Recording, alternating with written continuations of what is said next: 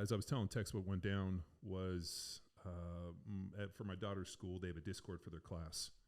And her and some of the troublemakers decided to start their own Discord. So they had a private Discord. But my daughter, being intelligent, much more than the boys, decided to add her dad, a.k.a. me, to her Discord.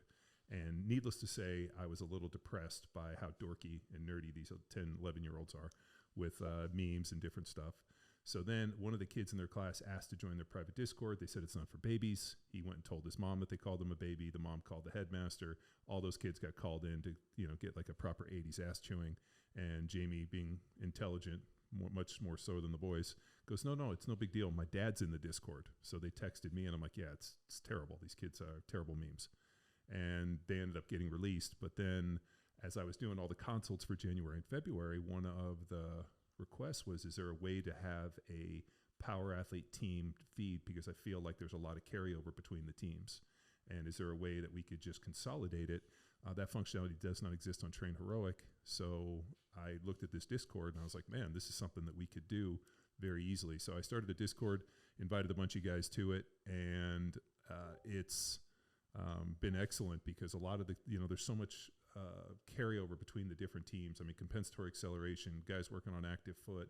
I mean, a lot of the problems, Hunter Waldman's jumping in on the supplements and really just giving a bunch of research that he's doing in his lab.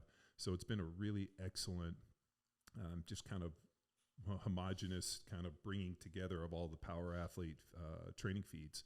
And I decided to do a live Q&A because people started hitting me with questions, and I thought, man, this would be some pretty good content. And also we get a little FaceTime and I get to hang out with you guys for a little. So we got a couple questions listed, but I'd rather take some from the peanut gallery if you got any. Don't be shy. Be next. You can unmute, or we'll just go and I'll start answering. Or raise your hand. How about we raise our hand? We have a video guy, Jacob. Yeah. Jacob, say hello. Hello, everyone. Okay, if there's no hands. Comment, the fact that I'm not wearing a black shirt, that I decided to mix it up and wear purple. I'm wearing a black shirt. So.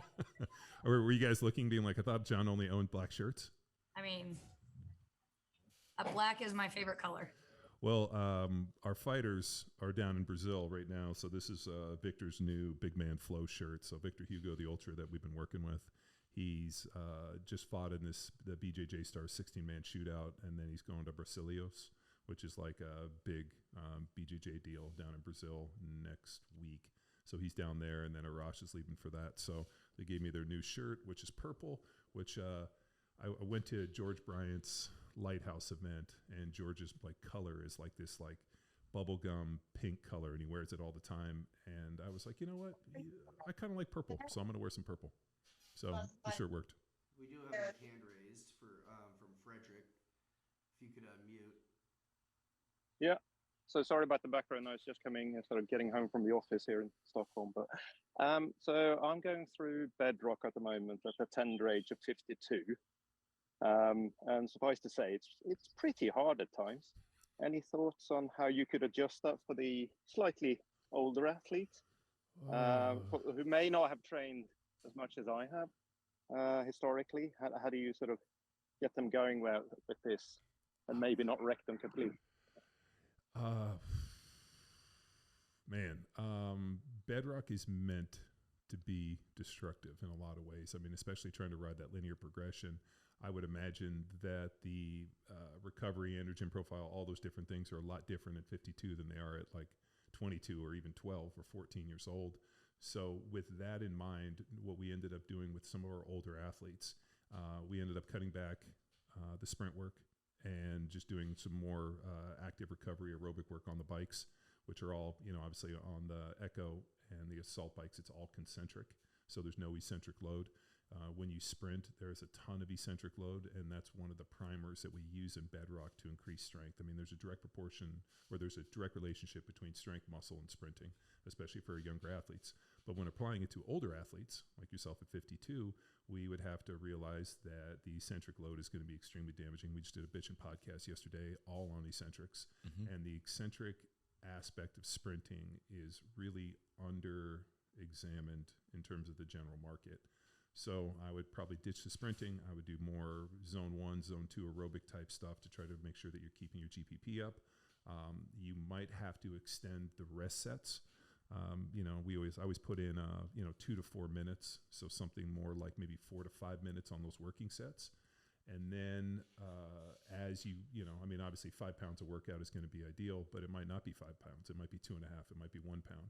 So you might have to take smaller jumps and do more frequent resets. So the other thing I would probably pull out is I'd pull out the power cleans, and I would just do some form of like cat deadlifts where, I'd pull my heavy 5 and then I'd kind of end up doing some more dynamic pulling, maybe like clean pulls or just different variations. Another issue you might run into is, maybe the standard barbell ends up becoming, maybe a little less advantageous. You can also rotate in other type movements, like if you were going to use a safety squat bar or a trap bar. So we could use a little specificity in our training and trying to rotate through some of a different stimulus in that way. But I think we just have to really eye the recovery, and I would probably not train 3 days in a row. I'd probably go like a 1-2, take a day off, 1-2, or I'd go like a Monday, Tuesday, for example, take Wednesday, train Thursday, take Friday, train Saturday. And that way I'm trying to get as much rest in that 7 days as possible.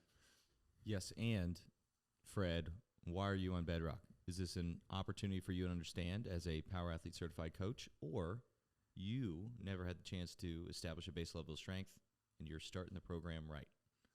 Question mark. Yes, I think I'd say it's a little bit between the two. So it's one, exploring it to fully understand what it's like. The other piece is that I've never done a complete program like this. I've done some linear progression in the past, but I feel there's so many weak points before doing this, especially around my trunk. So I thought it'd be good to test this, how I can sort of just get in better shape more generally. And I think it's working. It's been great. And I think John's comments there around sort of using the bike. I'm now taking a friend who's 46. She's never trained before, and that's exactly what I did. I skipped the sprints and I did the bikes instead. So far, that seems to be pretty good for some of the other comments. I'll explore for sure. Yeah. So, thanks, John. When do you suggest he should move on to his next program? 20 week? Is it now based on time versus resets? No, I would still go with resets. When everything fails, at least a few times. I would definitely give myself 3 resets where all of a sudden, you fail at a certain, I would cut it by at least 20% and go back and then try to restart up again. There was an interesting protocol years ago that Johnny Payne used with the resets. And this is going back like X amount of years into a guy, I think it was called Grayskull Strength Conditioning. I think he's either dead or in jail. But he did a deal where he would go back 20%. He would cut 20% off and obviously go back for the reset. And whereas we stick with 5s, what he would have the people do is they do a 5 and a 5 at that weight, and then the final set they do max reps. And so he kind of used it almost like a mixing of like Windler's 5-3-1 and went back in that. That might be an interesting one. But the problem we ran into when we tested it was, people just started blowing it out, and then the volume was too high, and there was a interesting, obviously cross-section between volume and intensity.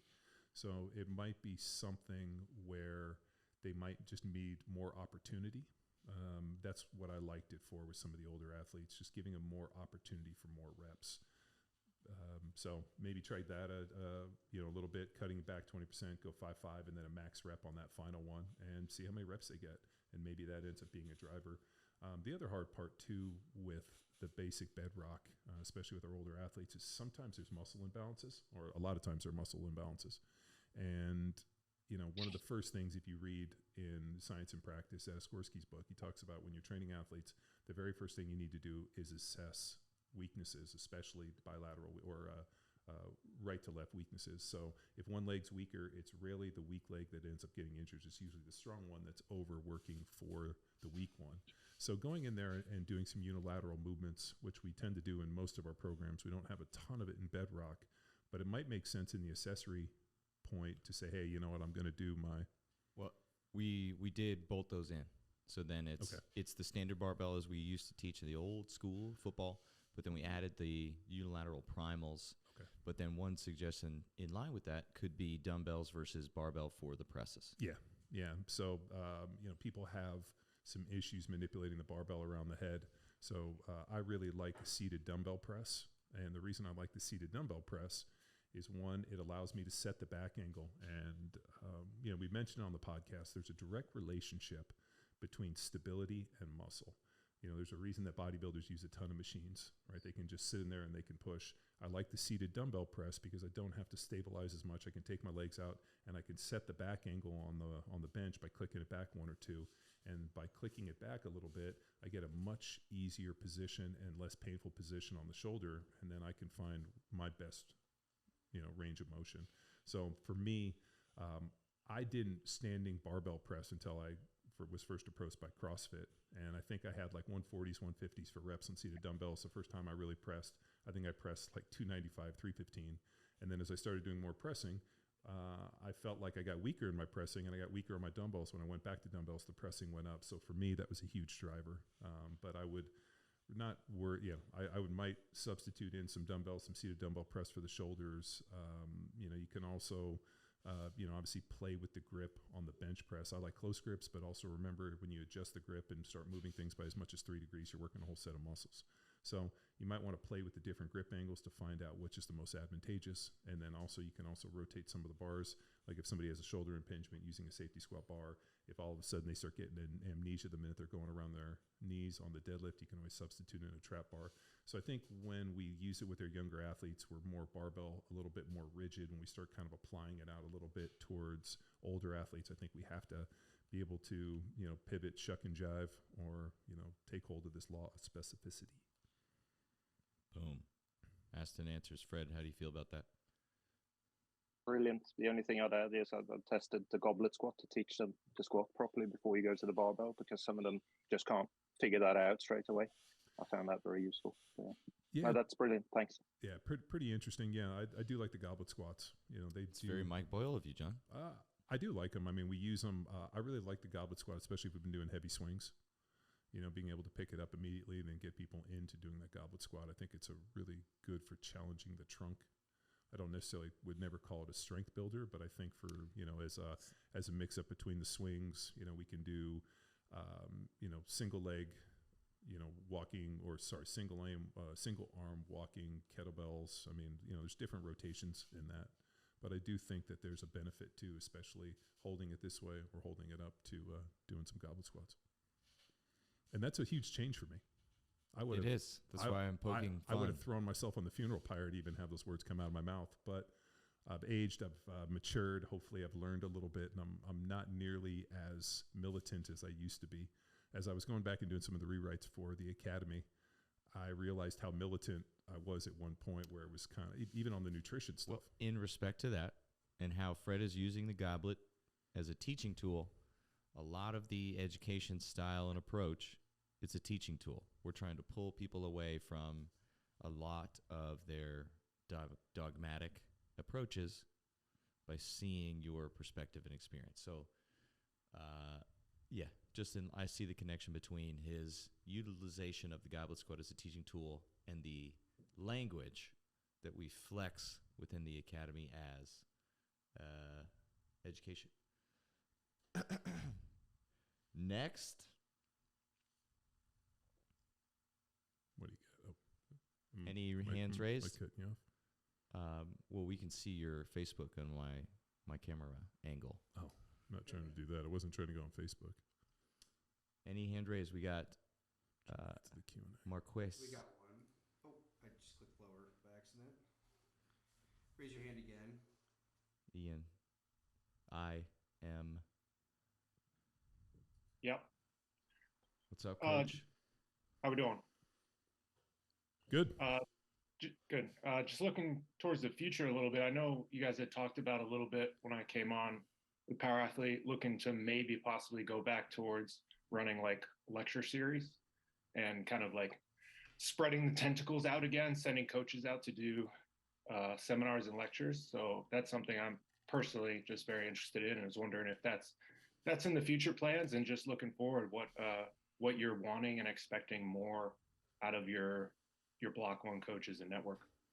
Yeah, I mean, we tried to run a series of kind of training camps, and we just ended up figuring it was a marketing issue.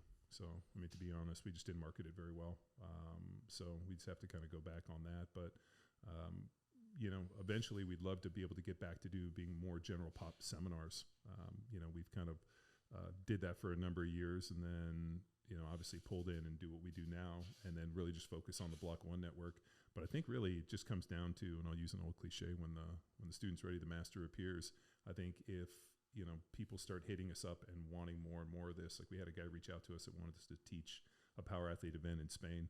And it just really came down to like the old days of just, you know, with CrossFit where you could post it and people just showed up. You know, if you build it, they will come. So I think we just have to put a little more mindset, a little more effort, and a lot more dollars into like pushing this. You know, we're in an interesting market. I really enjoy training athletes, and I know it sounds crazy. Like I like to, I think there's an interesting blending of athleticism, aesthetics, and training people to actually perform in meaningful ways, more so than just like booty blasters and trying to diet you down so you look good on vacation, which I do think is important. You should be able to pop your shirt off and feel pretty good about yourself. But like, that's not my primary focus. That's not what gets me up every morning, where it's like, oh man, I just want to see like dad bod, you know, dudes go from dad bod to, you know, non-dad bod so they can look good at their high school reunion and their wedding. You know, we just got done, Matt Pollock, who's a former wrestler buddy of ours, followed, you know, power athlete and, you know, CrossFit football since back in the beginning. He lives around the corner from me. You know, he was 270, wanted to do a jiu-jitsu competition, and we started 12 weeks ago. So we started at 270, and we cut him down to 236 today, and it's tomorrow. So he basically hit the weight that he needed to hit. Every one of his lifts went up. We trained pretty much on a Monday, Wednesday, Friday, Sunday, Tuesday, Thursday, Saturday schedule for the last 12 weeks. Kind of going every other day, doing his conditioning, getting him jits.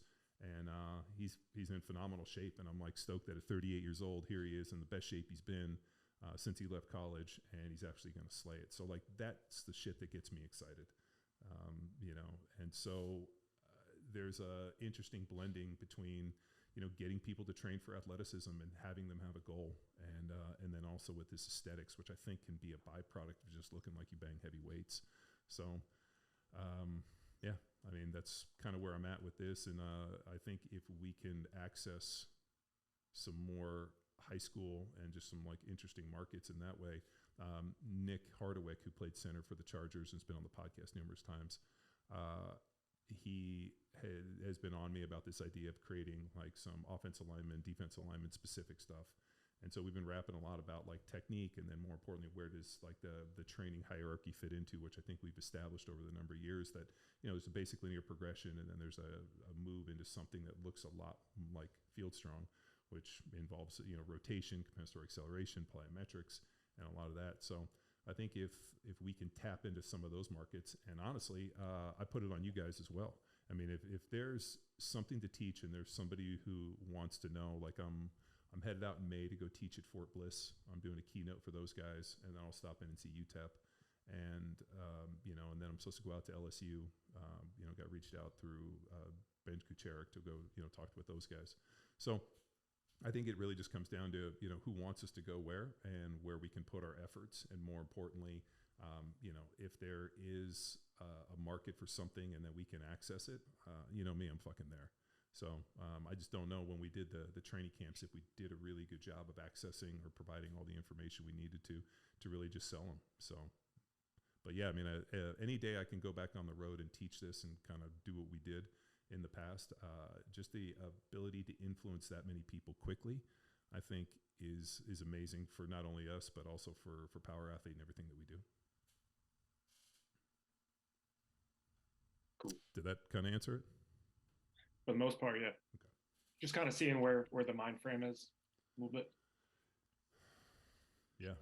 I mean, yeah, dude, we, you know, this last week we worked with some guys who are doing something called Drake's Passage. So they're trying to basically row from Antarctica to Chile. It's 645 miles in a rowboat, 6 dudes, 3 guys row at a time. Takes like 10 to 12 days in like the most treacherous waters on the planet. It's actually where 3 oceans meet. And those guys came in for a training deal. And so we've been helping them, came in and assessed them, and it was fun to take a whole bunch of guys that weren't exposed to Power Athlete and get them extremely proficient really quickly, plug them in with all of our information, and push them out. So it was nice. It was almost like when Chris and I slipped back into it, it was like, ooh, look at this old code. I haven't wore this in a while. To the point where we're even using our same old bad jokes. 6 years later. Well, on that note, there's opportunities always through writing blogs, speaking and presenting at the Power Athlete Coach Collective. So opportunity to level up there. So when the LSU, et cetera, fill in the blank opportunity presents itself, you can get called up from the bullpen because you've established your base level of knowledge and representation, an ability to represent the brand, and can be trusted by the big guy to do so. As an example. Good question. Yeah, that's a good one. Next. I can pull one from our people that are unable to attend. Yeah, if you want to pull one from the Discord, I thought I did like this Kelly one. Starrett? Yeah. Okay. Yeah, read that one. This question comes from S. I wish we had full names in this one personally, but here we go. This is from S.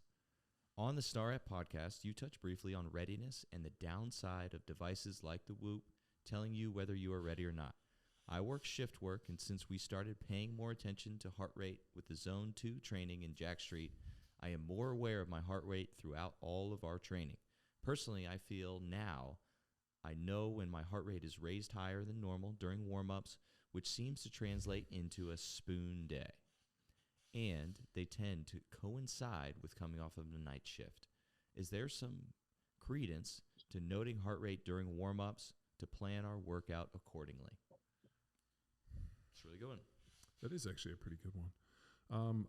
I am a little leery of all these different devices, and I wonder if it's because I jumped in early on them. Like we tested Whoop back in 2016, 17, and 18, and it was pretty inaccurate for me. But we also came to figure out that obviously the bigger, thicker you are, the less application I guess it has, because they're trying to collect it through the wrist. My wife, who's obviously smaller than me, hers was dramatically accurate, was much more accurate than mine. I think Whoop had me somewhere at like 9,000 calories a day on the burn. And, I think I was eating 3,000 and I wasn't like 4 pounds by the end of, a few months later. So it also was not tracking my sleep very well. So I started, we did a podcast with Harpreet from Aura Ring. And so I started wearing the Aura. I also was using an app on my phone. So I was testing 3 different ways for the HRV and also on the sleep. And I really believe that the Whoop was the most inaccurate. I thought the Aura Ring was by far the most accurate. The problem is the biggest they make is a 13, and I got these big bear paws, so the only place that the ring fits is on my pinky, and it's hard to roll through life with a pinky ring. I mean, I'm not Italian. Maybe if I was living in Philly, Jersey, I could rock a pinky ring, but I just didn't work. I was actually in D.C. at an event. We were meeting with some lobbyists when we were doing our military gig. And these guys, I'm sitting there in a suit, and I got this pinky ring on. I can see them all looking at it, and I just kind of casually took it off and threw it and never found it again. So then I had to pick up another one from them. I do like this Garmin watch that I've been wearing, but I also wear it with a heart strap. So I have a chest strap I wear, and then they also have an arm strap that works pretty well. When you're training? Yeah, when I'm training. I don't like any technology in the bedroom. I mean, that was one of the things that I think gave me a little bit of anxiety, was that I had all these different things going on. So now I don't have anything in my room, to the point where the only thing I do is, did you guys hear us talk about Nestor's book, Breathe, recently? Breath. I'm sorry, Breath. Or is it Breathe? No, it's Breathe. It's Breathe. Yeah. It's breath with an E. Easy, Budinsky. But it's breath with an E, isn't it? Yeah. Oh, yeah. Which Okay. equals breathe. Didn't I buy I bought you that book for your birthday. No. Yeah, I did. I sent it to you on Audible. Oh, well. Now you got to get an Audible account. Now I got to get an Audible account. So what's cool is he talks about nasal breathing, especially for sleep. So I started taping my mouth I read it in the book and thought, and then we had Brian Peters on the podcast, and he like got me kind of hot on fire about it. So I started taping my mouth every night to sleep, and I will tell you, I wake up every morning right now around 4:55 a.m. like completely well rested, like pop out of bed, and I'm like, this is weird. So I try to go to bed around 9:15, and I wake up pretty consistently at 5 a.m. So I think it's been working. But to ask this question, I'm not overly concerned with my heart rate in warm-ups. I mean, the idea for me for a warm-up is I need to elevate my heart rate and get myself ready to train. As I start kind of doing stuff like this morning, I trained at 6 with Matt. We jump on the bike for 10 minutes, hit some intervals, did a little bit of movement stuff, and then went right into it because I knew I had to do this today. So we got, it was heavy pulls, so we did trap bar, worked up to 405 for max reps. And by the end of that last set at 405, my heart rate was through the roof. So the weight felt unusually heavy. I just know that some days it feels light, some days it feels heavy, and it doesn't matter. I'm still going to continue to go out and pull and do what I need to do. I thought the training was good, but I also realized that, we ended up cutting a few movements on the back end just because we were moving a little bit slower. So I try to get in and out in 70 minutes on those training days. We start at 6. I want to be done by 7:10, 7:15 at the latest. And we just hit a bunch of shoulders. I didn't hit any arms because I knew he's got jits comp tomorrow, and I didn't want to wear out his grip. So to ask this one, I'm not overly worried with my heart rate, especially in the warm-ups. But I also do know that this guy's coming off a bunch of shift work. He's working nights, which are going to always put a lot more systemic inflammation out there and some other issues. I'm glad to see he's doing zone 2. I would also probably throw in some zone 1 stuff. We started testing just as a kind of a little bit of a byproduct. So my wife is doing Harry Shaw's. Harry Shaw throws these crazy ass challenges for his gym, and my wife always likes to jump in on them. So she's been doing a lot of zone 1 aerobic work, like 30 to 45 minutes, first thing in the morning fasted, and trying to stay under, I think, like 115, 120 beats. And she might be close to 10% body fat. So when she started, she was 14. She's absolutely shredded to the point where I was like, you should just go do a bodybuilding show at this point. But the only change in her deal is she's been doing more of this zone 1 stuff, whereas I kind of tend to push in more into the zone 2 just because I think about, aerobic capacity, but there might be some more benefits in training those different zones. So if he was feeling too tapped from doing the zone 2, maybe we could go into some zone 1 and just lower the intensity. So, that's some classic bodybuilding stuff. But I don't really get wrapped around the axle with heart rate, especially in warm-ups, and I don't get wrapped around the axle in heart rate within my training. I realize it's going to spike up and down. Really what I'm focused on is what are my recovery sets and how quickly I'm recovering for repeated efforts. Like if it takes me 4 or 5 minutes to recover for something that cost me 2, then I know I got some issues. But I also don't go back, and I'm not like meticulous. Like on this one, I rested 3 minutes. This one, I rested 4. But I do keep notes that are like, hey, today you seem, but I also keep all my rep maxes. So today we pulled trap bar. We had a rep max. I knew the number I wanted to hit, and I was able to hit it even though it felt heavy in my hands. And then I always make that a notation. How long did I rest, and did the weight feel heavy, and what my reps were.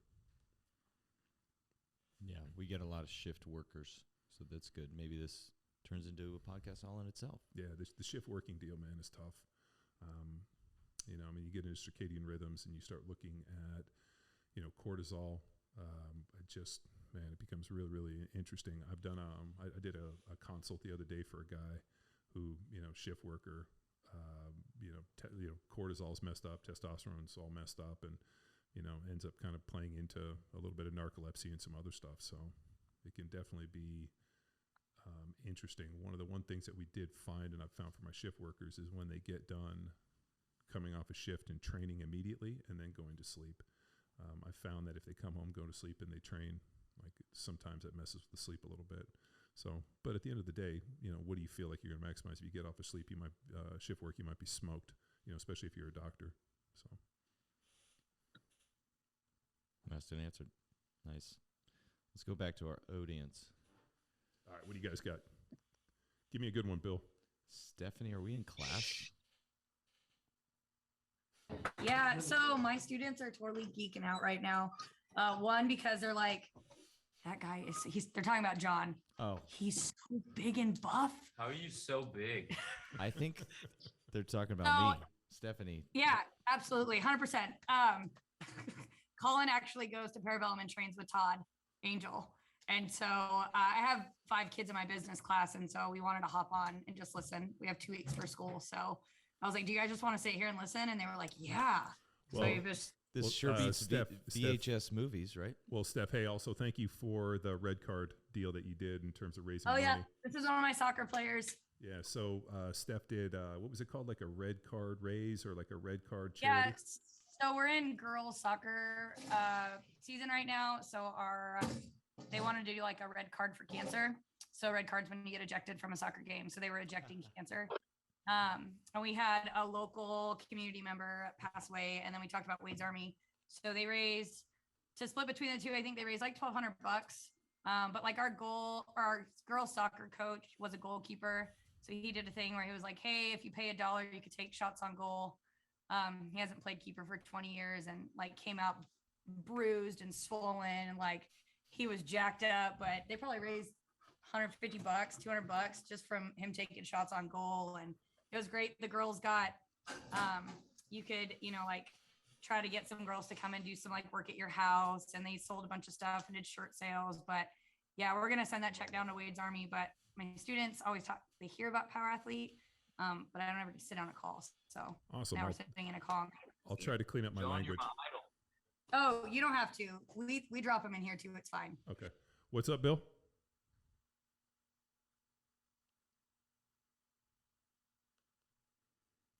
Oh, was that me? I didn't realize I was muted. I thought somebody yelled at me, said I'm your idol. I think it was her students. I thought it was Bill because, I'm Bill's idol. Yeah, that was definitely her student.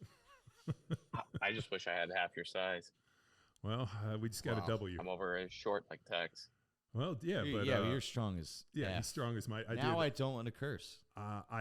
Dude, one of my favorites is on the Discord. Bill will post his videos, and it'll be like him in the garage. You'll see like the machine, like the laundry machine shaking, kids going back, and just like casually squatting, 500 plus pounds.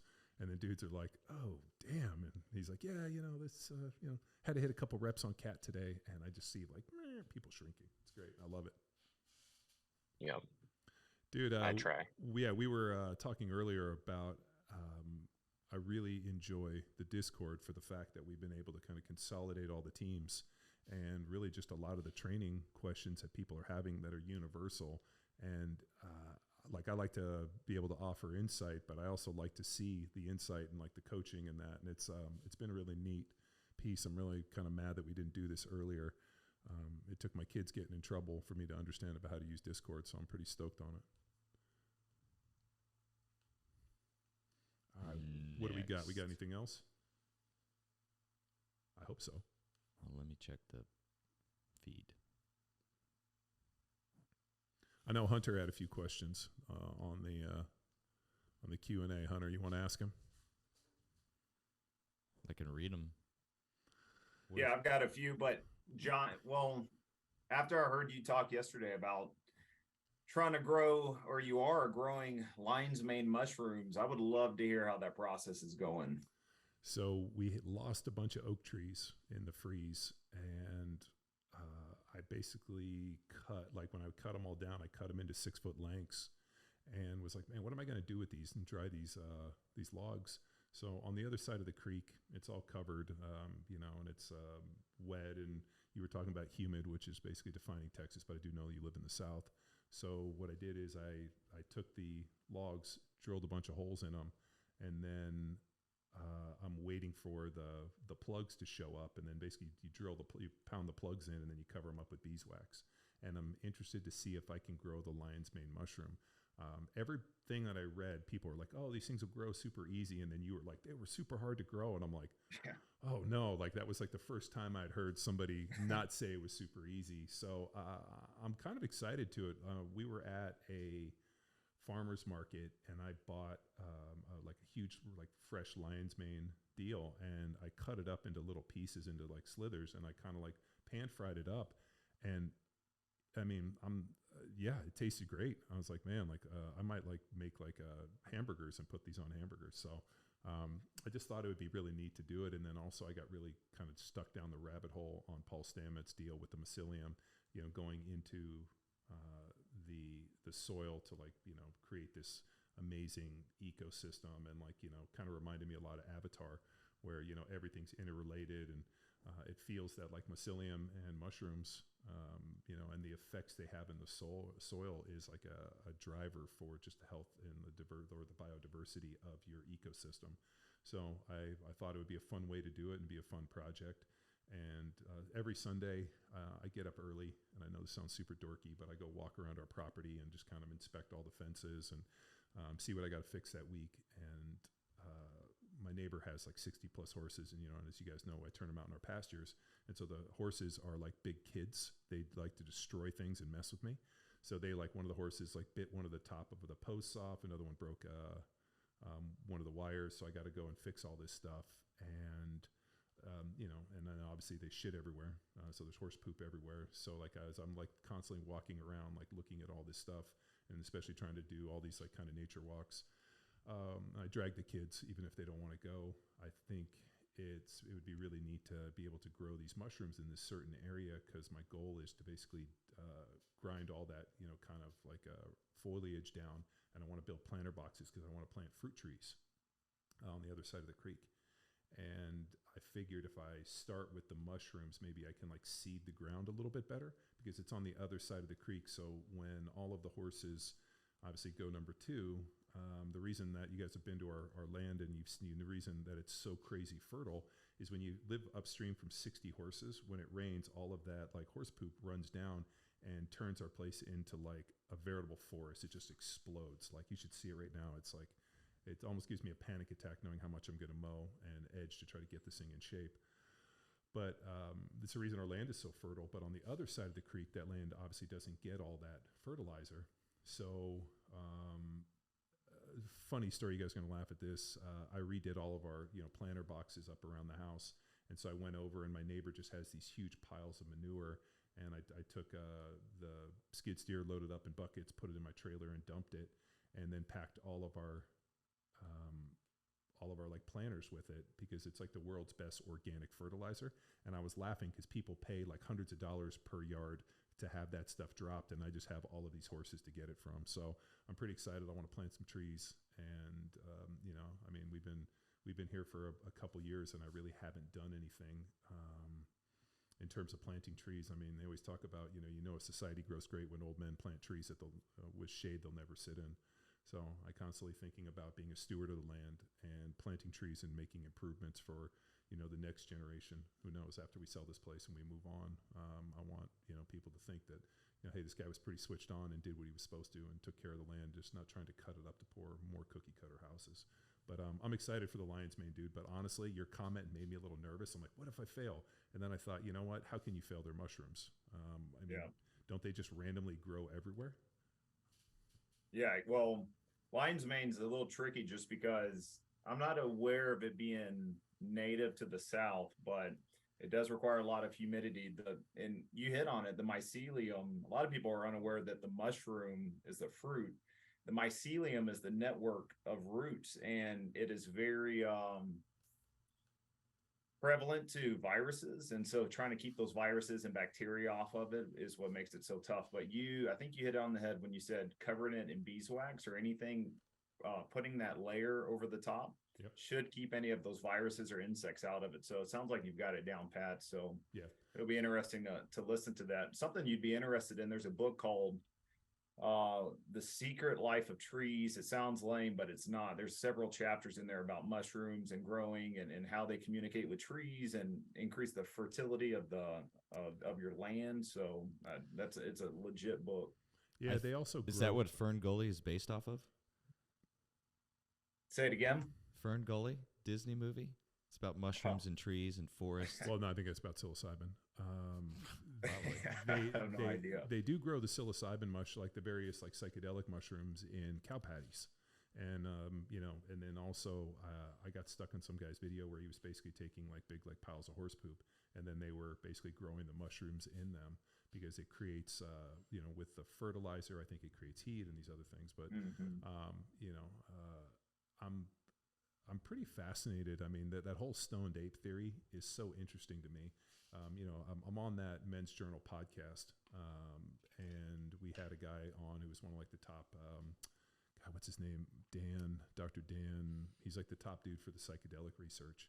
And we talked a little bit, and he touched a little bit on that stoned ape theory that, like, you know, I mean, when they start looking at evolution, you know, to be able to have this level of, like, you know, brain adaptation over the course, it has to be something, you know, there had to be something to accelerate. So, you know, when we were offline, he made a point where he's like, you know, I'm not going to publicly say it, but it's really the, you know, the connections they've seen with psilocybin and some of the psychedelics in terms of, like, you know, creating new neurological pathways and just remodeling the brain is pretty amazing. So, but I would like to start for the mere fact that I did buy that big ass lion's mane, and we cut it up, and like you said, I pan fried it up with salt and butter, and then I was eating this and be like, man, this would be great on a burger. So I want to try to do it, and I think they're really neat too. If you've ever seen them, you guys should Google them. They're white, and they kind of look almost like something out of like Avatar. So I thought it'd be really neat to just be able to, like, if you guys come, when you guys come for the collective, be able to take you on like a wacky nature walk and show you my mushroom forest. So Hunter, I know you got another question too you wanted to ask me, so ask away. Yeah, I threw a couple on there. I know one, and I don't want to take away from anyone else. So if anyone throws a hand up, but I follow Johnny Wad. I think I might be the only one on here that does, but you tend to give the cycles names. And so one thing I was thinking of is, okay, we're on the strongest cycle right now, Yep. but so we went strong, stronger, strongest.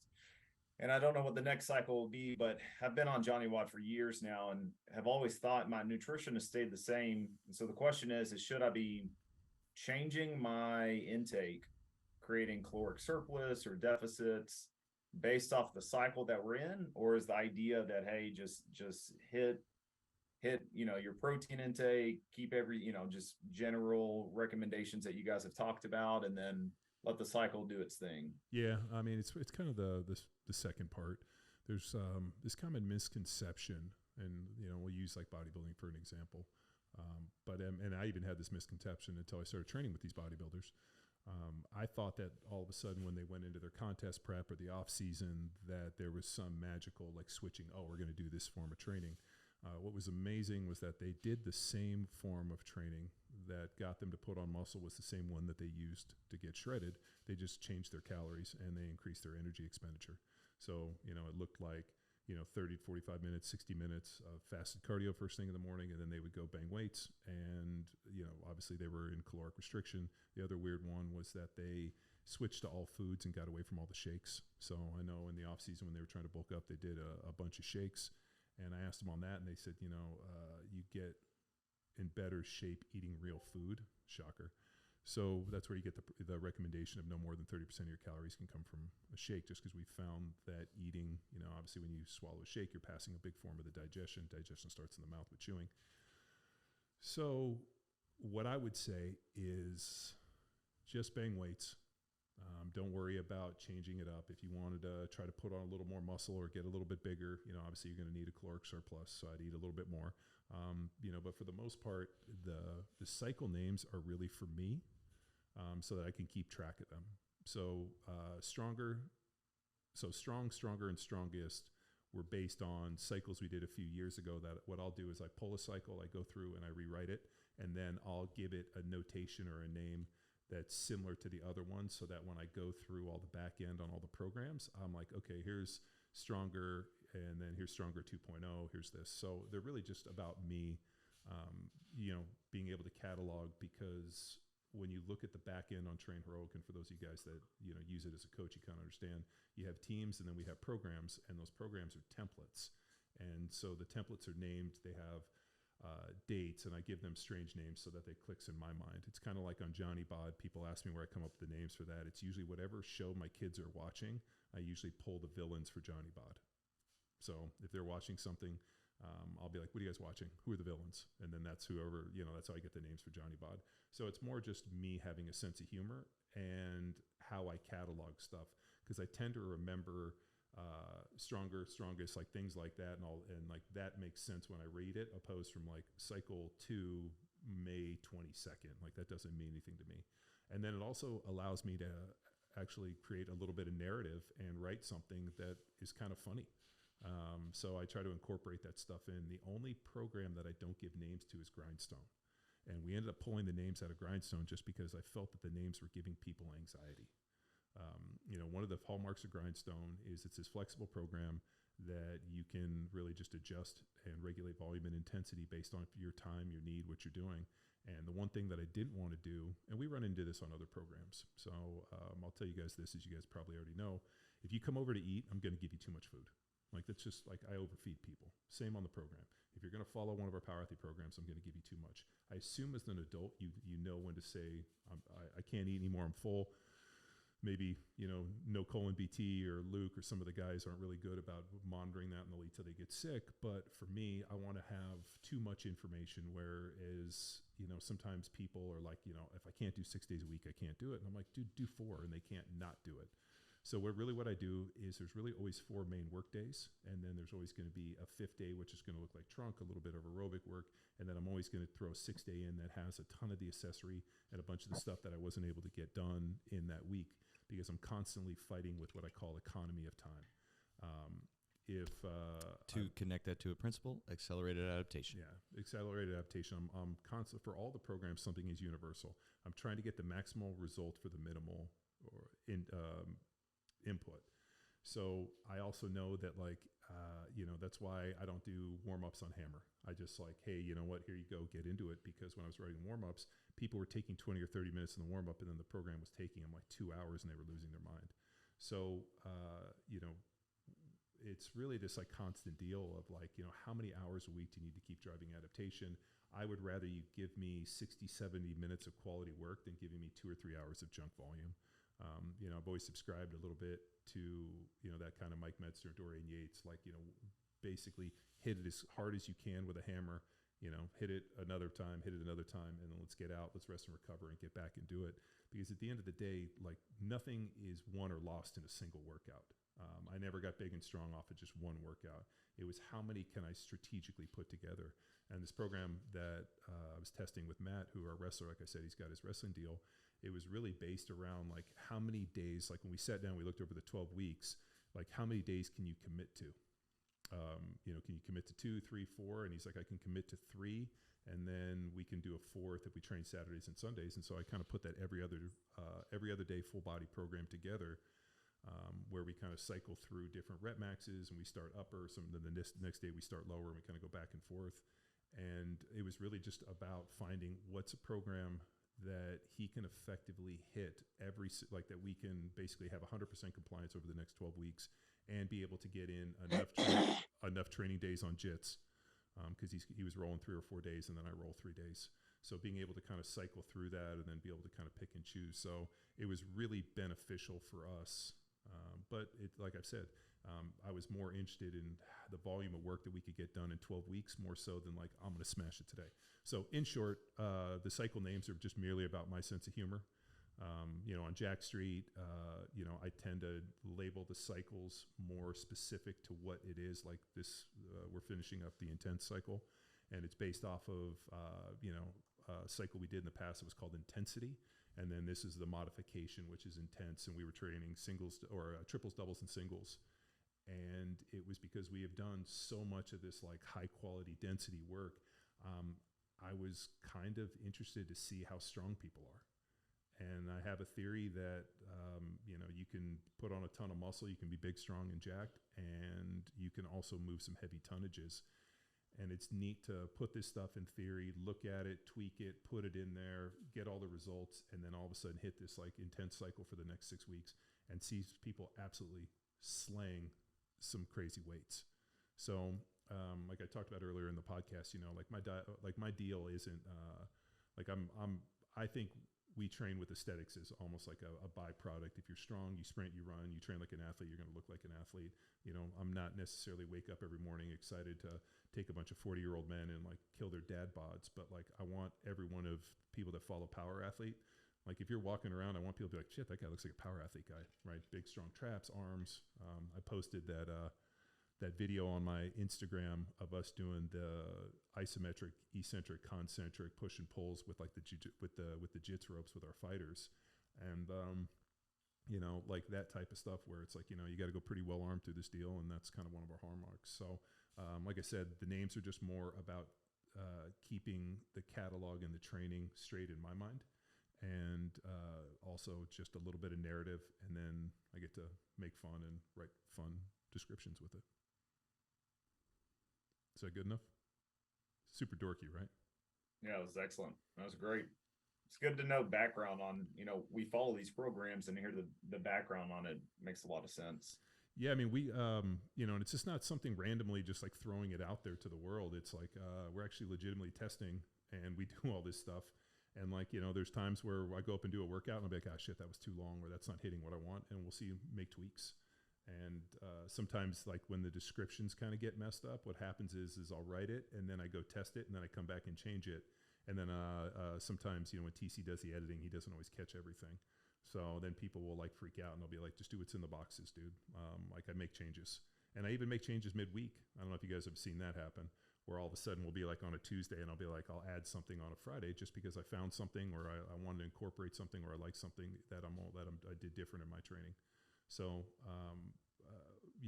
there's got to be an element of not only fun, but variability. It's got to fit within the model, and I have to enjoy doing it. If something sucks, I don't want to do it. And I know you guys don't want to do it.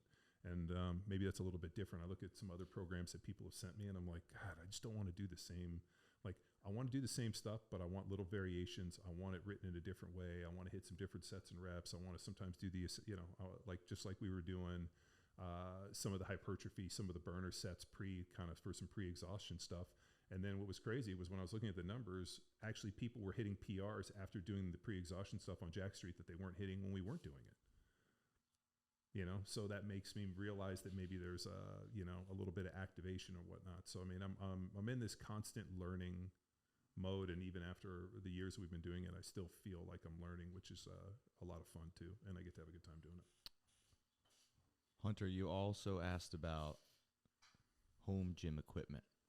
$500 set aside for something awesome. If you find a $500 reverse hyper, buy them all. All right. Yeah, we've got my wife stays on Facebook Marketplace, and she'll tell me when things come available, and we've got one nearby, and I was going to go get it, but you're constantly throwing sandbags and stuff on Johnny Watt, and yeah, but the sandbags are cheap. The other programs as well. Yeah, no, but the sandbags are cheap, man. Like I bought do it yourself. There were the sandbags. What's that? Just do it yourself. We got a blog post on that. Oh no, I know, but like the square sandbag ones I got, I think are from Shogun. I think they were like $40 or $50, and I bought them on Amazon, and I got like a disc. I mean, it was crazy. And then they showed up. I went over to, what was it? It was not Home Depot or Lowe's, but I was able to buy a mix of pea gravel and rubber mulch, because the thing I hate about sandbags is the sand. And especially when they're in the gym and there's sand fucking everywhere, it drives me absolutely crazy. So I found this mixture of pea gravel and rubber mulch that was super cheap. I think the pea gravel was like 20 pounds, was like $5. So it cost me, maybe $20 or $30 in like material. And, so I think I loaded the 200 to 150, and I think the 150 to like 135. I forgot how it loaded out. And those things are savage. And what I like is that the sand doesn't get out, the rubber mulch doesn't decompose. But I mean, they weren't expensive. Like when I look at that, like that was kind of, if you probably even figured it out, you probably even find a cheaper way to do it. I know guys were using Army duffel bags and duct tape and were building them. I mean, we used to go down to the beach in Newport and just use steel sand off the beach, right? So I think there's a couple different ways to do it, but man, if you can find a $500 reverse hyper, just side note, the very first piece of equipment I ever purchased was my Westside reverse hyper. And I still have it to this day, and we use it constantly. And we've had it loaded with 400 pounds for years, and we use it at least every day. Somebody uses it almost every single day, and it's still bulletproof. I think it's a great piece of equipment. And then there's all these like funny variations of people doing rows and triceps and all this other stuff. So I love it. I think the reverse hyper is a great piece of equipment. I would love to program more of it, but sometimes I get away from kind of programming specialized pieces like that, just for the mere fact that, somebody comes to a program and I don't want them to feel that they can't do the program because they don't have all the equipment. So if you have something like a reverse hyper and it might not be programmed, just ask, and I'll be like, hey, this is how we're doing it. Like I posted that video where we started doing it was like 400 for like sets, max reps in 60 seconds that I got from Louis Simmons. And, you know, that was just a variation that I didn't know people didn't do. So, but yeah, if you got questions or you got specialty bars or you want to add, just ask in Discord or ask however. And there's different modifications. I mean, you guys have all been to Power Athlete. You know, we got a bunch of different stuff that we play with. Sweet.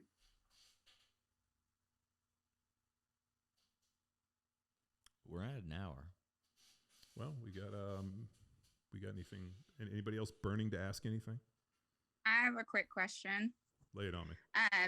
So it's kind of two parts. First of all, so we're planning a wedding, so I wanted to make sure like I have time to do my block 1 testing. So I didn't know if you guys had specific dates for June and September, and if the September one is going to be like the couple days before the collective, like normal.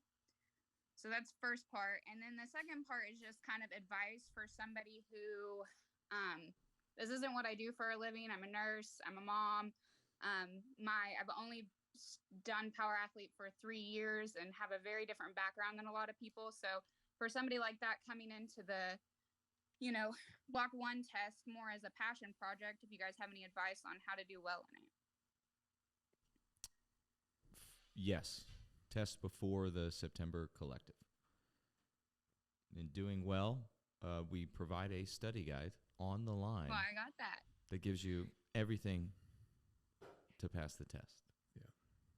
Now doing said study. Taking like my 10-year-old, trying to take her through like the main lifts,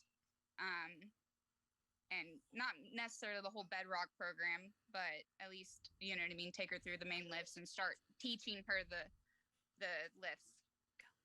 I will throw this caveat. I wrote about it in the 42 things I've learned, updated one I did. The advice from Adrian Cragen, which is learn to read and write to the best of your ability so you can think. So there's study questions in there.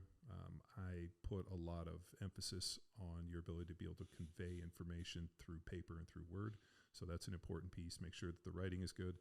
And then from there, if you can read and write and go back through the book, that allows you to be able to discuss it in a, you know, round table or with your peers. That becomes very important. And then having taken somebody through Bedrock, where now you actually have a practical person to work on with corrections and that, so that feels very comfortable. So I'll throw those 3 pieces without giving away the keys to the castle. So being able to learn to read and write to the best of your ability so you can think, be able to present the information amongst your peers, and then having taken somebody through is incredible. The people that do well, especially on, you know, through the test, tend to have taken somebody through Bedrock. The people that haven't, one of our recommendations is go home and take somebody through Bedrock. Does that work, Chris? Yes. Okay. I can see my other block ones like nodding their head and being like, yep. Thank you. Yep. What else we got? Anything else? I think This uncomfortable silence. I think that's it. I got a question if you got a minute. Yeah. So a question on supplementing with peptides. Your thoughts, where your head is at with it? Should we? Shouldn't we? General information. Which peptides you looking at? Are there any in particular? No, nothing in particular. I'm about to get all my blood work done and then see kind of like what I need and how to improve it and get to play with them. But I didn't know your personal experience or some guidance there in terms of like what direction should I look with that? Like what should I look at? So there's a lot of internet information on peptides. At the end of the day, peptides are just you know, chains of amino acids, and they are within the body. So one that's called BPC 157, body protecting compound, is actually made from I think the stomach acid, like the gastric juices, ends up reducing inflammation in the body. So when I had my shoulder surgery done, was a couple years ago. I guess it was right before COVID. The doctor gave me no painkillers. They did a nerve block, and then I did daily shots of BPC and another one called like TB 500 and another peptide, and I just did injections into the shoulder instead of taking any painkillers, and literally like the nerve block wore off and the inflammation was gone, and actually the next day I had probably a bit more range of motion than I had before. So I thought it was extremely beneficial. I know that Doc Parsley is a big proponent of it. The secretagogues, which are like Testmorelin, Ipirelin, and like CJC, what they do is they maximize growth hormone in the body. But what they're doing is it's not exogenous. What it's doing is it's allowing your body to stimulate like a max amount. So it's really the governor's based on you. So it's stimulating your body's own growth hormone for a replacement. Do I think that you're going to buy a bottle of CJC something and like take a few shots and be shredded? No. I don't think that all the stuff I've seen on the internet where I see, different bodybuilders and people really pushing the peptides, I would imagine that they're like, oh, I'm taking these peptides, and they're probably taking a ton of other drugs. Did I notice a dramatic effect in terms of inflammation by taking the BPC? 100%. Did I feel better when I was doing some of that other stuff? Yeah, I mean, it was great for healing. I felt like my shoulder healed faster. Chris Duffin's got a bunch of protocols that I know he used, but I mean, his stuff's a little farther out there. He's using IGF-1 and a bunch of other crazy stuff. So, I mean, he's,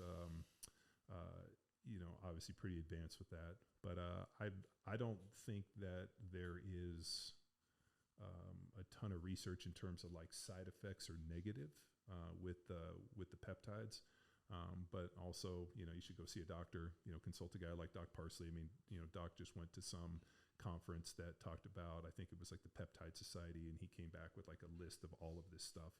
And like my question is, when he shows it to me, like, okay, like if I were to take this, or you were to prescribe it, or you were to take it, or you were to give it to a client, like, would you notice the effect? Is it something like, I mean, is it like a turtle in a hair thing where, you take it and then over the course of like 6 months, you're like, yeah, I think I feel better. Like, I don't know. I did know that from that BPC, the pain in my shoulder didn't exist. And I know that the inflammation went down to where the doctor was like, wow, your shoulder's healing really fast. And I think that was a big player in it. I know when Parsley showed me the list of all the peptides, it was kind of overwhelming. I mean, the amount of stuff that they had, and I think like there's analysis through paralysis where there's just so much out there. And then also, where's it coming from? I know when I had that done, Doc was able to get it from a compounding pharmacy that was FDA, so I think that there was a certain level, but I know that there's a ton of stuff online. Like Peptide Science is one there in Orange County, and the only reason I know that name is because Doc Yu, who's one of our buddies, who's like the top dude in the world right now for like stem cells and exosomes and works with Inclidon, he knows those guys, and so he mentioned them because they're in Orange County. So, I mean, I know that there's stuff online, but it's all for like research. It's not approved for humans. So if that's the case, that's their caveat on getting out. Like, I don't know what the purity of it is. I'm kind of the mind, with supplements and everything, where I would much rather pay a little bit extra, like Thorne, for example. I'll pay a little extra for Thorne supplements because I know the quality is there, whereas some people are just more concerned with price. But, last thing I want to do is take a bunch of whey protein from China. It's got like heavy metals and all that. So like, I like to know that my stuff is tried and tested. So I think the peptide stuff is super interesting. I know there's a lot of, pro bodybuilders and other guys that swear by it. I haven't seen anybody that being like, hey, I took all of this stuff and like I was shredded and, or it helped me in this way. But I do know that BPC is pretty magical, and it was for my shoulder surgery. Once my shoulder was fine, I didn't take it again. But I don't necessarily have recovery issues. This is kind of hilarious. I always told my kids, and I've told everybody this, like sleep is like my magic portal to recovery. So like, I'll train 6 in the morning, we train with the guys, and then I'll go to jits at night and I'll feel a little beat up. And then I go to sleep and I wake up and I just feel better. So I don't know if that's just from good nutrition, the fact that I'm getting better sleep, or, all the other things, but I also get all my blood work done, all my micronutrient stuff. I take Dr. Tom's supplements, and if something's messed up, we try to fix it. So, dude, I like the peptide thing. Whenever I look at it, I think this is dope. I don't know what and here's another issue. Like, nobody's ever looked at the research, or I'm sure they have, but like, I don't know what like the dosages are that effectively drive adaptation. So for example, like, if I took X amount of BPC and it reduces inflammation. Is that the right amount? I just like whenever you go through any of the research on it, like what's the efficacy to drive, change? And I just don't know if it's enough human testing in that way, but I know people have it. But I think get your blood work done if you want to try it. Let me know how it goes. I always recommend that you go see a knowledgeable person, a guy like, Doc Parsley, who's like a level 99 wizard and that shit. I wouldn't be really excited to kind of go, like, let's give you an example.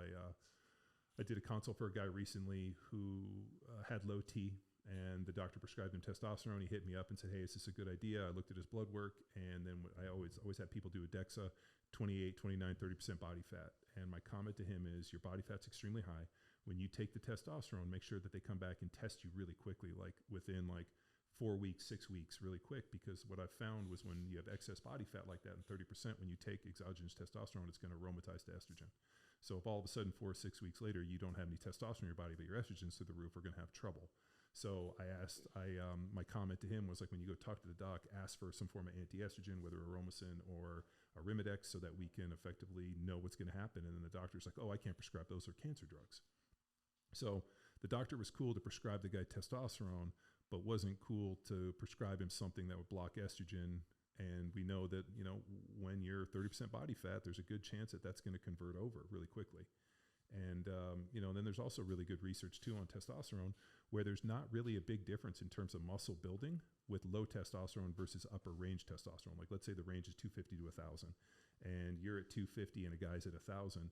There's really no difference in terms of your ability to build muscle between high and low. Now, all of a sudden, if you go super physiological and you're at like 3,000 or 4,000, now all of a sudden the muscle building happens. But like, the muscle building is not astronomical at that upper range. What's happening is, obviously, your body is more insulin sensitive, and there's other factors outside of muscle that testosterone ends up regulating and doing, like better sense of wellness, better this. I mean, there's a million different things and reasons that you want high T. But it was interesting where that guy was like, well, if I take the testosterone and my testosterone's higher, I'll get jacked, right? And I was like, what do you mean jacked? He's like, well, I'll just magically put on muscle. And I'm like, no, it's going to give you more energy, so you're going to want to train harder. But you still, but if you magically, if I could give you that with low T, you still would build muscle in the same way.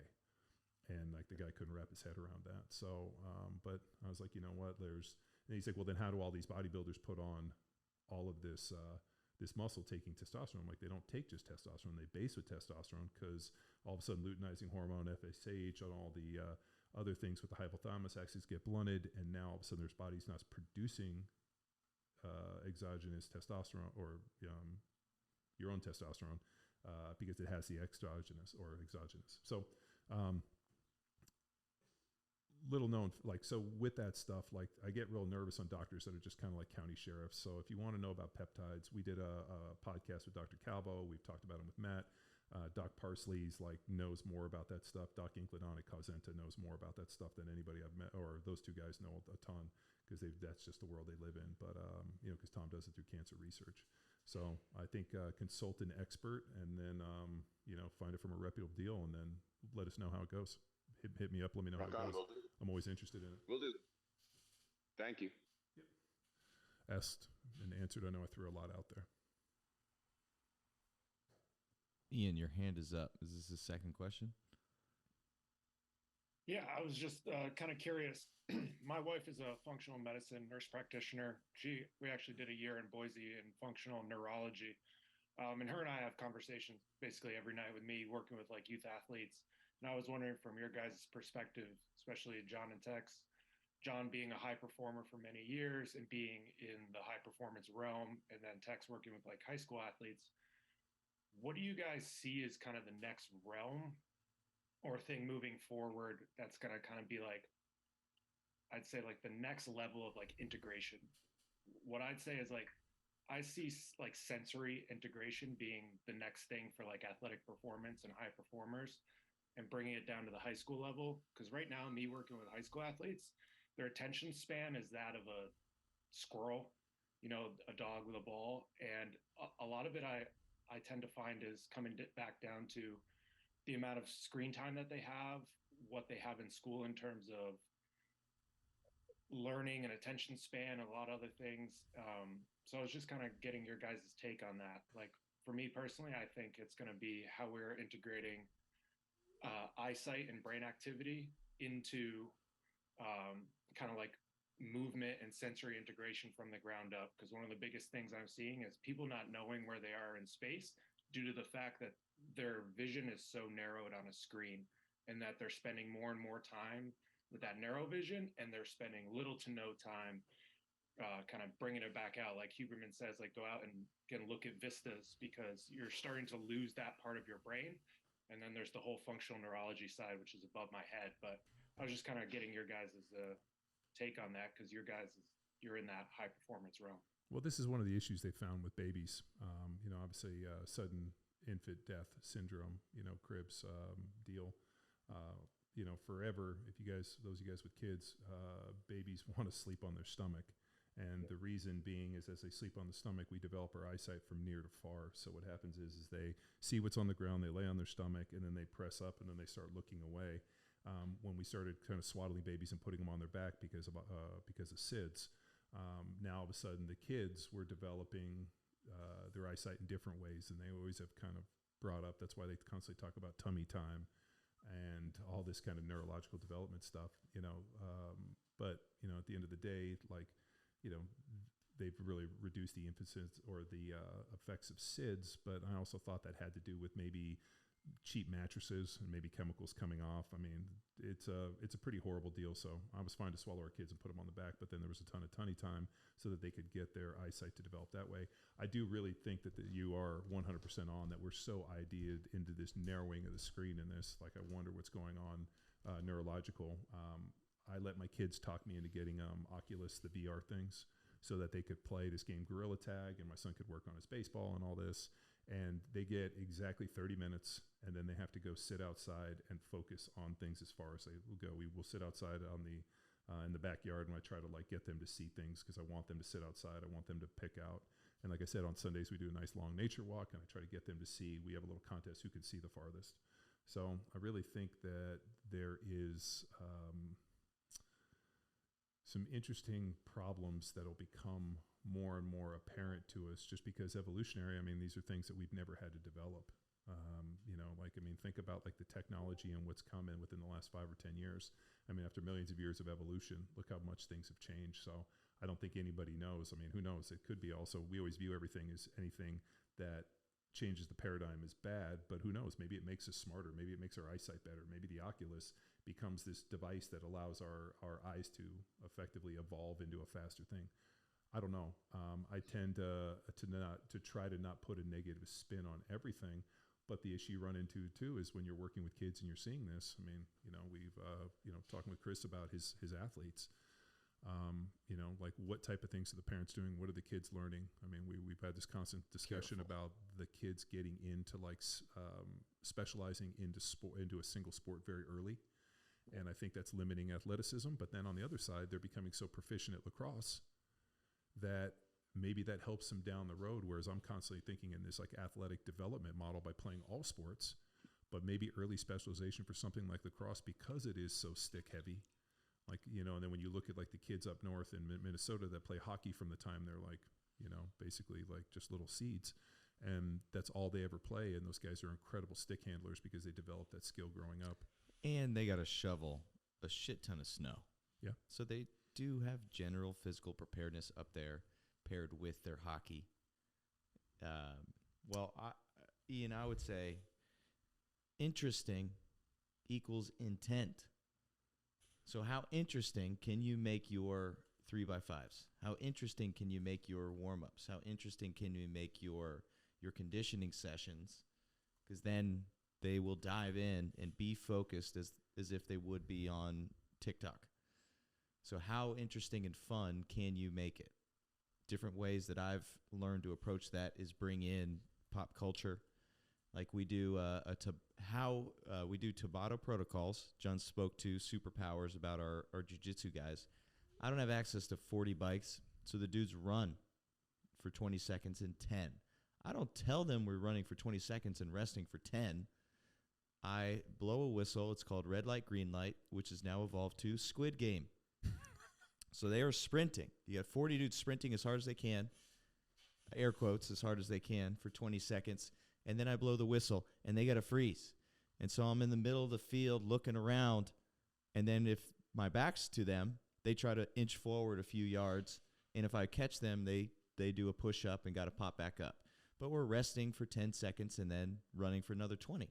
So it's on paper, it's Tabata protocols or superpower that we're working with the jiu-jitsu guys, but it's running. And then it's Squid Game, which all of these dudes are into awesome, violent TV shows. Cool. Let's bring violence into sport in a social way. As an example, so it's how interesting can I make this training? And then it's short time periods. Jacob, who is helping us with video, he's also a coach. And Jacob makes our practice plan, and he segments it into 4-minute blocks, 7-minute blocks, 10-minute blocks. So we understand their attention is short, and then as soon as we get our dose of skill work, our dose of speed, our dose of strength, then we just move on to the next thing. Because if we're trying to be perfectionists and hammer it as coaches, we're going to lose them. And then I'm going to lose my temper because it's not perfect, and I'm a perfectionist. So it's how interesting can I make this, and then on to the next one. Also, what's cool, check out our podcast with Dr. Kirk Parsley, in which he talks about sleep, and then you need a night of sleep to absorb the information and just lock it away in the brain. So if I'm teaching skills, I'm not going to get mad at them if they're screwing it up on this day today, because they're doing their best. They're listening to the coaches. I'm putting them into the best position to succeed. And then the next day, I can hold them accountable for their skill acquisition. But then the day of, I'm just doing my best. And then they get a night's sleep. They encode it. And it's difficult, dude. Sometimes you just got to call it because they are. Yeah, they're overloaded. Or they're just, being silly. Okay, I've lost them. Now on to the next one. Yeah, they're just high schoolers. Yeah, they're dweebs. The one hilarious part about training the Brazilians and the jiu-jitsu guys is they can't jump rope. So I got jump ropes because, obviously they're fighters. They got to learn to move their feet. And so I got them jump ropes, and they couldn't jump rope, which I found hilarious. So now we have a Friday jump rope contest. But you kick those dudes a soccer ball, and it's like, all of a sudden it's like, dude, I've never seen people get more excited other than like my brothers and I. If there's our favorite thing to do was go on vacation with our parents if they had a pool, because we would always get these little mini footballs, and then we would try to suck as many kids in, and I still do this to this day, to have like this massive just football water pool football game. And the same level of excitement that I have when there's like a bitchin' pool with a football is the same excitement that I saw in these kids, where all of a sudden we like kicked them a soccer ball and they were like, this, and then like instantly games. So they can't jump rope, but yet you throw those dudes a soccer ball and they are absolutely tearing it up and trying to like punk us the whole time. So it's my advice in terms of athletic development, especially working with kids, if they're coming into the gym or within teams, like if Chris has got lacrosse, he should just get jump ropes and be like, hey guys, for our warm up, we're going to jump rope, or I'm going to kick you guys a soccer ball. So I think where we're constantly thinking about the athletic skill development in terms of them playing other sports, maybe they just need to be exposed to other things. That jump rope thing is hilarious to me, where I couldn't believe it. Like if you guys have heard me on the podcast or in the training, I laugh hysterically. I'm like, just jump rope for a little bit longer. And they're like, you think this is funny? I'm like, it's hysterical. I can't believe you guys can't jump rope. But yet, like I said, you kick them a soccer ball. Victor and I went and shot baskets, and I started playing, like, Cashy wanted to play hoops, so I put it real low, and just like, he did not have good basketball skills. And so I was like, you know what? Like, these are things that you need to expose kids to. But yet he's one of the top jits guys in the world. And, I'm wearing his Big Man Flow shirt today because he rolls like a little guy. I mean, he rolls like a light heavyweight, at 250, 260 pounds, and actually slams people, and is so agile, and his movement is so good on the mat, to the point where it's impressive to watch. Like I was watching him roll with the dude the other day at practice, and he pulled guard. And as he pulled guard, he pulled the guy, and he literally kicked the dude in the air and then spun around and caught him on the other hip, on the other foot. It was like a seal with like hitting like a volleyball or like a beach ball. And the dude was a brown belt, and it's pretty good. The look of fear on that guy's face that like basically the dude pulled guard and launched him over the top spin and caught him on the other foot, like was actually terrifying. The guy like looked terrified and didn't want to roll with Victor. And he's like that type of dude. I mean, he's one of the best in the world for a reason, but yet can't shoot hoops, not very good jumping rope, can play soccer because that's what they were exposed to. So I think if we're going to continue to push the paradigm and force our athletes to be better versions of themselves, we got to introduce them to things that they might not do, or maybe things that they're not good at, and then make it fun, like put games together, make incentives. We have this terrible Jesus necklace thing that I got at a swap meet that we call El Gordo, and the guy who wins the jump rope contest gets to wear the El Gordo award for the week.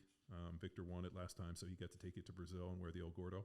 So just having fun with that and incorporating those things in. It doesn't all have to be like so serious all the time. Just be like, hey, for the warm-up, I'm going to kick you guys a soccer ball. Let me see what you guys got. And I think if we can continue to do that, because there's an interesting balance between play and sport, and we're so focused on like the sport, but you have to remember, you know, play is so important too, and making sure they're having a good time, because if people are having a good time, they want to do it. I see this in jits. I absolutely fucking hate it, but I committed to doing it, and I know I need it, and it's really good for me in terms of the movement stuff, but I hate laying on my back. As a football player, laying on my back with a dude on top of me is like the worst thing in my life. And yep. Time crunch for Men's Health Pod? Yep. Okay. Lewis, last question. Make it quick, buddy. Also, hey, ties into training high school athletes. So I remember, John, one of the podcasts with 13, 14-year-old kid, which I do, Bedrock. But as you mentioned, high school athletes, they got mandatory practices or sessions, the summertime, stuff like that. So I'm in this situation for the kids I'm training, than my own kid.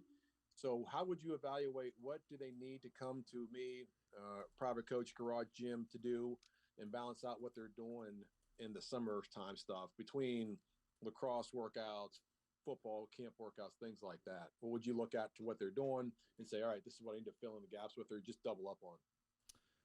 Well, get your hands on the program and then teach them all the execution, the setup technique that they'll need to execute the training without coaching, because that's what they're not getting.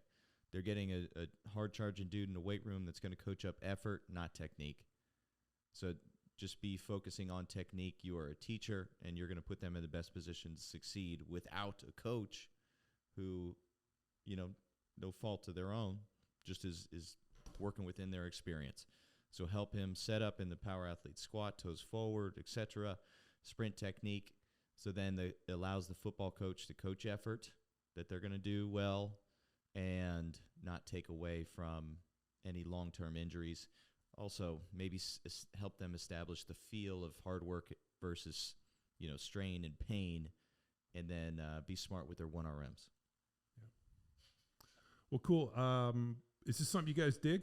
Is this pretty cool? Yes. Let me know, because I actually really enjoy this, and I think it's fun. It's one, we get to connect. I mean, obviously we're doing it virtually, but it's good on these Q&As, and you know, if there's something you guys want to present or talk about, we can discuss it on Discord. But I'd like to try to do this more regularly if you guys like it, you think it's valuable, because, you know, selfishly, it helps me connect with you guys. It also helps me figure out pain points for you individuals, especially within the training or whatnot. But I also get to generate up some content, and we can kind of push this out on YouTube, or not kind of, but we're going to push this out on YouTube, which allows us to just really show the faces and the information behind the programs. You know, it's so two-dimensional in a lot of ways, but yet seeing you guys train, getting the feedback, seeing the videos in this, I feel like, you know, there's this idea that we have all these amazing virtual training partners, and I get to provide a really good service. So this is something you guys dig. Let me know on Discord, and we'll book some more of them. And I'd like to at least try to get to do this, you know, bi-monthly or even weekly if we can, if people are up for it. But if it's of no value, let me know. I think it kicks ass, and hopefully I can see you guys back here next week. Bye. See ya.